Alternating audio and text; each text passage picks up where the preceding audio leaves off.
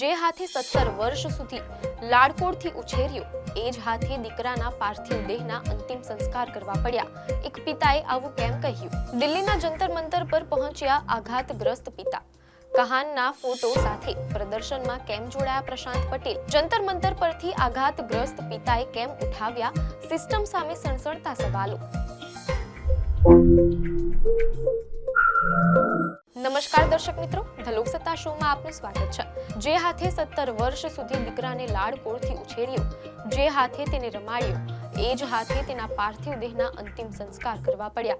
આ શબ્દો છે એક એવા કમનસીબ પિતાના, જેમણે સિસ્ટમની નાકામી અને પેપર લીકના કારણે પોતાના હોનહાર અને ટોપર દીકરાને કાયમ માટે ગુમાવી દીધો છે।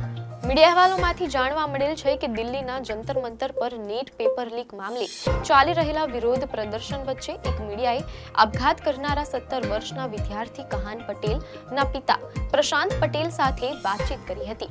ડોક્ટર બનવાનું સ્વપ્ન જોતો કહાન, જેણે 2 વર્ષ સુધી રાત દિવસ એક કરીને મહેનત કરી હતી, તે પેપર લીકના સમાચાર અને ફરીથી પરીક્ષા આપવાના નિર્ણયથી એટલો ભાંગી પડ્યો કે તેણે 18 જૂને પોતાની જિંદગી ટૂંકાવી લીધી।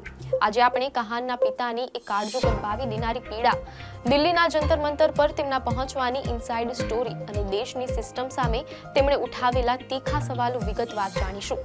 મીડિયા અહેવાલોમાંથી પ્રાપ્ત માહિતી મુજબ કહાન નાનપણથી જ ભણવામાં અત્યંત તેજસ્વી અને 4થા ધોરણ સુધી ક્લાસમાં ફર્સ્ટ આવતો હતો।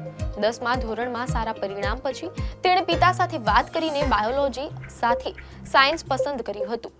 છેલ્લા 2 વર્ષથી તેણે પોતાના તમામ શોખ ફૂટબોલ અને મ્યુઝિકને કોરાણે મૂકીને માત્ર અને માત્ર નીટની તૈયારી કરી હતી।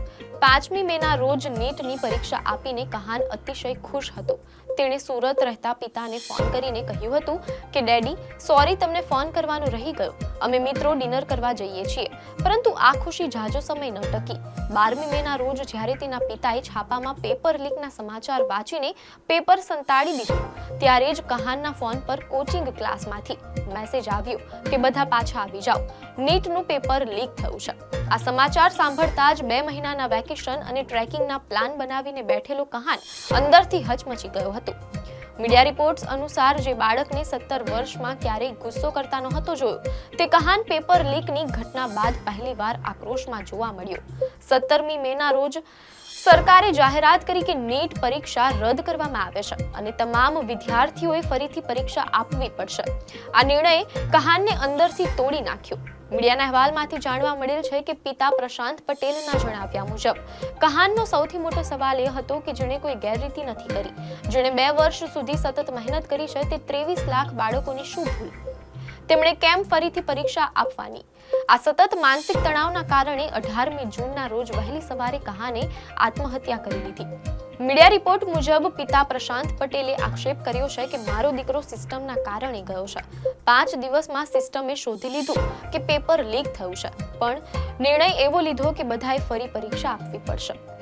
પોતાના દીકરાને ગુમાવ્યા બાદ પિતા પ્રશાંત પટેલ પોતાની જાતને શાંત રાખવાનો પ્રયાસ કરી રહ્યા હતા, પરંતુ 18મી જુલાઈના રોજ જ્યારે કહાનની માસિક પુણ્યતિથિ હતી, ત્યારે જંતર મંતર પર વિરોધ કરી રહેલા સોનમ વાંગચુકને ઉઠાવી લેવાયા અને આંદોલનકારીઓ પર કડક કાર્યવાહી થઈ। આ જોઈને કહાનના પિતાથી રહેવાયું નહીં અને તેઓ તાત્કાલિક દિલ્હી જંતર મંતર પહોંચી ગયા। તેમણે જંતર મંતર પર કહાનનો ફોટો આંદોલનકારી અભિજીત દીપકેને આપ્યો અને આંદોલનમાં જોડાયા। મીડિયા અહેવાલોમાંથી જાણવા મળેલ છે કે જંતર મંતર પર વિરોધ પ્રદર્શન દરમિયાન પોલીસે આચરેલા દમન વિશે વાત કરતા પ્રશાંત પટેલે જણાવ્યું કે એ દિવસે ત્યાં એક તરફી પોલીસ દમન થયું હતું ને યુવાનો સંયમ જાળવીને બેઠા હતા, છતાં પોલીસ તેમને ઢસડીને લાકડીઓ મારી રહી હતી। આ દ્રશ્યો જોઈને મારું કાળજું કંપાઈ ઉઠ્યું હતું। મીડિયા અહેવાલો મુજબ જેપી નડ્ડા સાથેની બેઠક બાદ ઉપર વાત કરીને જણાવીશું તે વાત સામે પણ પ્રશાંત પટેલે ભારે આક્રોશ વ્યક્ત કર્યો છે। તેમણે સીધો સવાલ ઉઠાવ્યો કે આ ઉપર એટલે શું? ક્યાં સુધી બાળકો ઉપરના જવાબની રાહ જોતા રહેશે?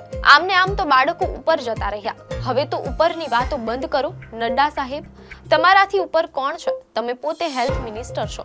તમારી સરકાર બહુમતીમાં છે. જંતર મંતર પર બાળકોનો જુસ્સો જોઈને કહાનના પિતાએ પોતે અન્નનો ત્યાગ કરીને માત્ર લિક્વિડ પર રહેવાનો નિર્ણય કર્યો છે. તેમણે તમામ સ્કૂલ કોલેજના શિક્ષકો, પ્રિન્સિપાલ અને વાલીઓને ભાવુક અપીલ કરી છે કે તેઓ બાળકોના નાનામાં નાના વર્તનમાં આવતા બદલાવ પર ધ્યાન આપે અને બાળકોને પણ આહ્વાન કર્યું કે કંઈ પણ થાય તો ખુલીને બોલો, આવું કટોકટી ભર્યું પગલું ન ભરે. તો દર્શક મિત્રો, કહાન પટેલના પિતાના આ સવાલો આજે દેશના લાખો વાલીઓ અને વિદ્યાર્થીઓના દિલનો અવાજ બની ગયા છે. 17 વર્ષના કહાનનો પાર્થિવ દેહ તો અગ્નિમાં વિલીન થઈ ગયો, પણ તેના પિતાના મનમાં સળગતી આ જ્વાળા આખી સિસ્ટમ સામે સવાલ ઉઠાવી રહી છે. આ સમગ્ર ઘટનાક્રમ વિશે તમારું શું માનવું છે? વર્ષોની સખત મહેનત પછી જ્યારે પેપર લીક થાય છે, ત્યારે માત્ર આશ્વાસન આપવાથી શું વિદ્યાર્થીઓને ન્યાય મળી જશે? તમારા વિચારો નીચે કમેન્ટ બોક્સમાં જરૂર જણાવજો. આપને માહિતી સારી લાગી હોય તો વિડીયોને લાઈક અને શેર કરજો. ચેનલને સબસ્ક્રાઇબ કરજો.